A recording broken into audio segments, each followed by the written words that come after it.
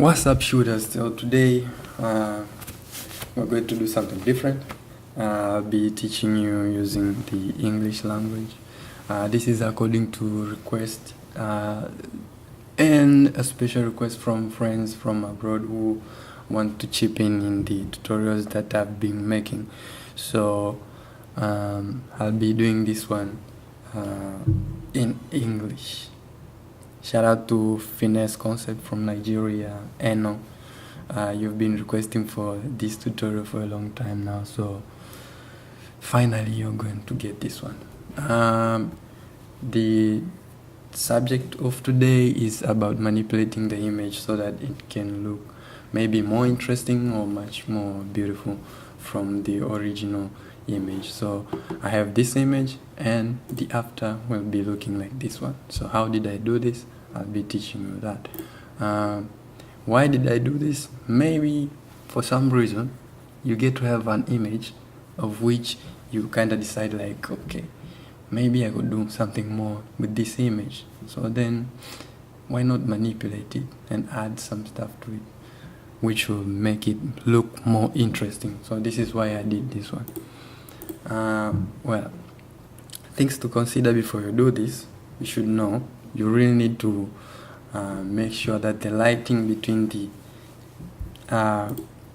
everything you add in the image relates, lighting and shadows. So make sure like whatever you add in the background relates in lighting with the subject or the original image which you had. So with this, it will make it like look more realistic to anyone who's looking at the image and like feel like this was real and it was shot like this. And why do we do this? Sometimes we do this maybe because we don't have the access to some materials when we shoot. So you could do that as well. But with my sake, it's just that I decided I could do more with the image, which will make it look interesting. And I like working with Photoshop, like spending time and discovering stuff. So I decided to do this. So, well, how did I do this? Before that, I was telling you things to consider. So shadow and lighting, you really need to know about that.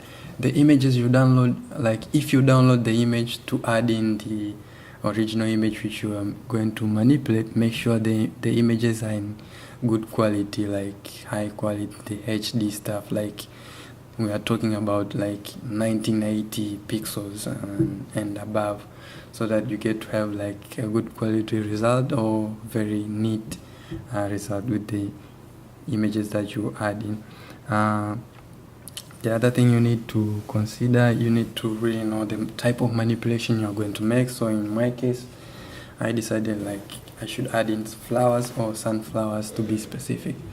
So this was it. So how did I do that? Well, I'll switch off the layers of the final result and I'll just be going through the original where I started until I got this type of image. First of all, I downloaded these sunflowers, which you can see here, this one, this bunch of them, and then this one. And then what I did was I brought them in this image, which was originally like this. So first of all, I created a mask and separated the original image from its background, of which in the end, these two. Let me show you in the moment.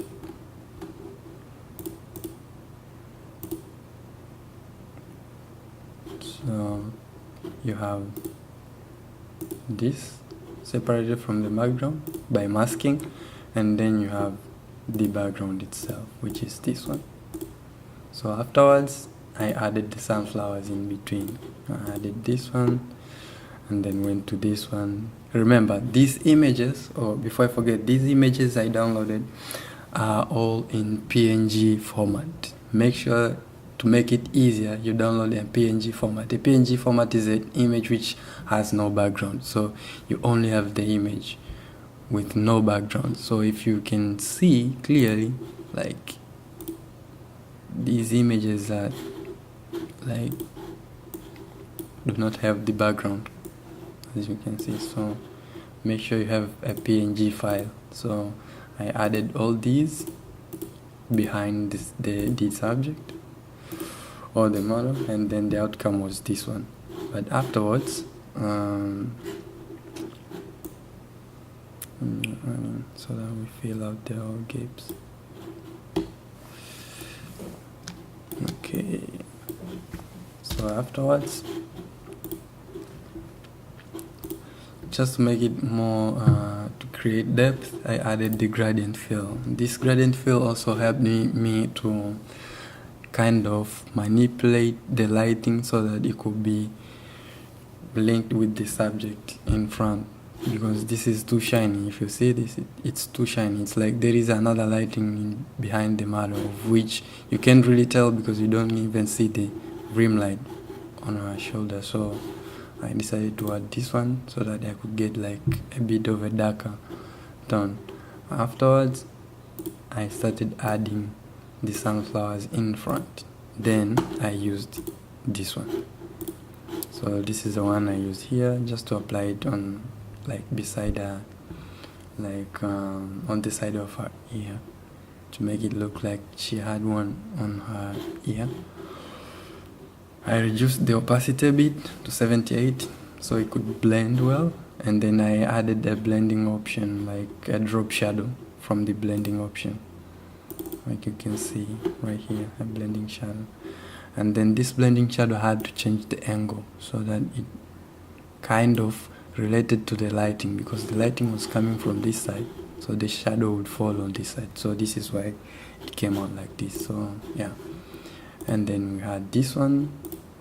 Why did I put it and blurred this one? Because it's in front and I wanted to create a depth.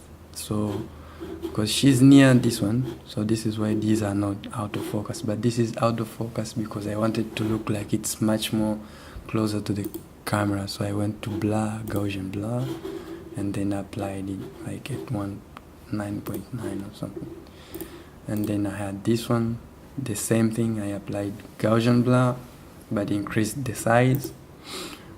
And then before I do the dropping leaves, I added this one, increase the Gaussian blur. I think this one I put in to 100, and then I added the dropping leaves, just to make it look like some leaves were falling from above and appearing in front of her. I made sure I didn't put them on her face so that it won't look kind of weird. So yeah, that's it. Finally, this is how the image looked like, but then I realized I should add a bit of a gradient fill in front of everything, just so the whole thing could blend together. You can do this by doing the gradient fill, or you can do this by doing coloring. So both will work out, but this is the final result. So this is how it came out to be. I have the before and this is the after. So until next time, please comment, don't forget to subscribe, and if you want more of the English tutorials, please comment below. If you want more of the Swahili tutorials, comment below so that we can see if I can do both, or I should shift to English. If you think I should shift to English, tell me so. If you think I should keep on Swahili, tell me so. But basically right now I've decided to do both, so I'll be doing special sessions on English and I'll be doing more of Swahili, but we'll see in the future how it's going to be.